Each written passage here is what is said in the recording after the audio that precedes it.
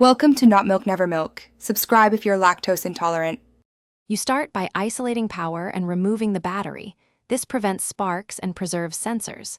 Next, open the launcher housing using the right screwdriver, match head size to screws to avoid rounding. You should immediately check mechanical components. Springs, latch, and pins, these cause most failures.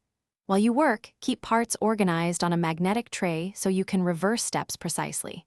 Once the case is open, inspect for bent metal or missing clips so you know which part to replace first. You now remove the worn spring and any deformed latch components. Document orientation with a quick photo so reassembly is exact. Once free, test electrical parts. Use a multimeter on coil continuity and switch resistance to identify failures.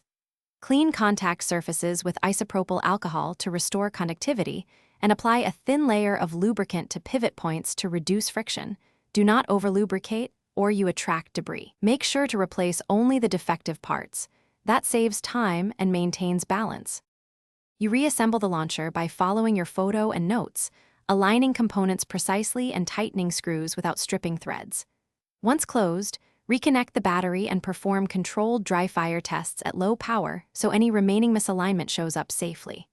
If it misfires or jams, stop and reopen. Most issues are alignment or an improperly seated spring.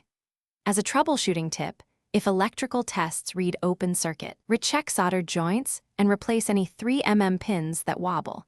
This usually restores reliable Thanks for watching. If this was helpful, leave a like and consider subscribing. See you next time.